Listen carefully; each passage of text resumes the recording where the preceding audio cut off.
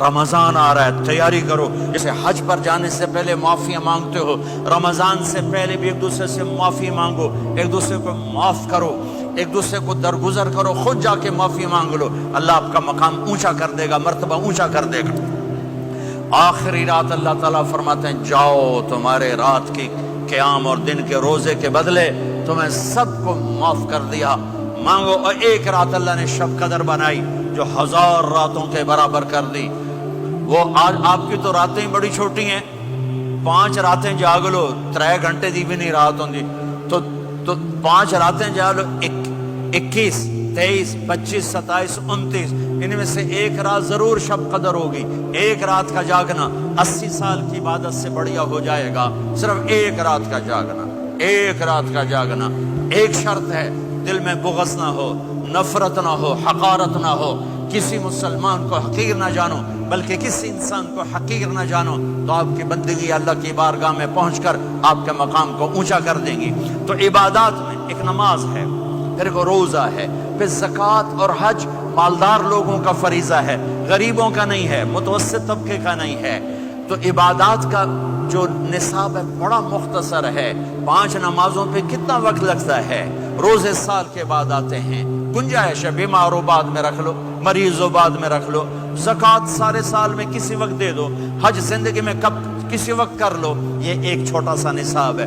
دوسرا میرے نبی کی زندگی کا پہلو جسے میں ہائی لائٹ کرنا چاہتا ہوں، جو نمایاں ہے، جو روشن ہے، وہ میرے نبی کی زندگی ہے، وہ میرے نبی کے اخلاق ہیں، وہ میرے نبی کا درگزر ہے، میرے نبی کا پیغام محبت ہے. میرے نبی نے فرمایا اسلام کا سب سے مضبوط عمل کیا ہے؟ ایو اور الاسلام اوثق. صحابہ نے کہا الصلاۃ، نماز. آپ نے کہا نہیں. جہاد. آپ نے کہا نہیں. روزہ. آپ نے کہا نہیں. حج. آپ نے کہا نہیں. اسلام کا سب سے مضبوط عمل کیا ہے؟ صحابہ. نماز. جی نہیں. جہاد نہیں. روزہ نہیں. حج نہیں. اچھا یا رسول اللہ پھر کیا ہے؟ سنو غور سے، توجہ سے. میرے نبی نے فرمایا اسلام کا سب سے مضبوط عمل آپس میں محبت کرنا ہے. اللہ کے لیے محبت کرنا ہے، اللہ کے لیے محبت کرنا ہے، اللہ کے لیے محبت کرنا ہے. اسلام پیغام محبت ہے. میرے نبی کی زندگی محبت کی پوری تصویر ہے. کسی سے نفرت نہیں، بغض اللہ کے لیے، محبت اللہ کے لیے. یہ اسلام کا سب سے مضبوط عمل ہے.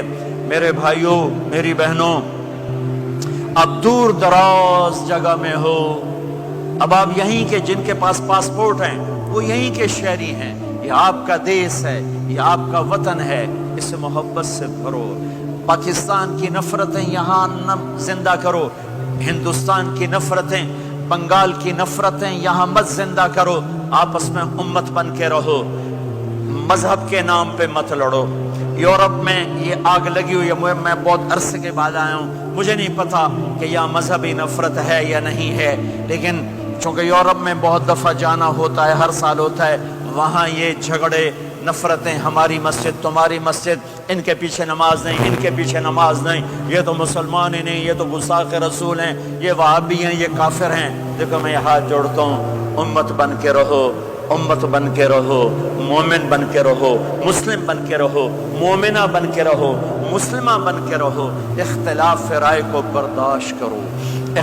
یہاں چاند کے مسئلے میں اختلاف ہوتا ہے، روزے کے ٹائم میں اختلاف ہوتا ہے. علماء سے کہتا ہوں اس اختلاف کو مٹھاؤ، جس میں سہولت ہو سارے وہ لے لو.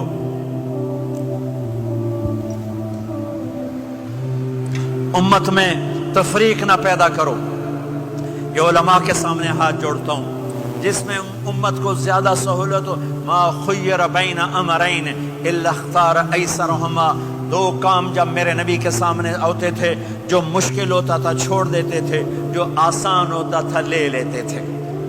تو میرے بھائی بہنوں، یہ مذہب کی نفرت پاکستان میں، بنگلہ دیش میں اور انڈیا میں آگ لگی ہوئی ہے. امت بن کے رہو، امت بن کے رہو. اگر آپ اور میرا مسائل میں اختلاف ہے تو یہ ہماری محبت کو نہ ختم کرے، ہمارے تعلق کو نہ ختم کرے، ہماری نفرتیں نہ پیدا ہوں۔ اختلاف ہے، شروع سے تھا، آج بھی ہے، آئندہ بھی رہے گا، لیکن اللہ کے واسطے، اللہ کے واسطے، اللہ کے واسطے اس کو محبت میں بدلو، اس سے محبت میں بدلو، اس سے محبت میں بدلو۔ اختلاف رائے کو برداشت کرو، مذہب کے نام کی نفرت کو ہوا نہ دو، ہوا نہ دو، اس کو ٹھنڈا کرو، اس پر پانی ڈالو، اسے بھڑکاؤ نہیں، اس پر پانی ڈالو۔ میرے نبی نے عبداللہ بن ابی سے نباہ کر کے دکھا دیا، جو منافقوں کا سردار، باقی منافقوں کا تو کسی کو پتہ نہیں تھا سوائے میرے نبی کے، عبداللہ بن ابی کا منافق ہونا سب کو معلوم تھا، یہ منافق ہے، اور آپ کے پیچھے نمازیں پڑھتا رہا۔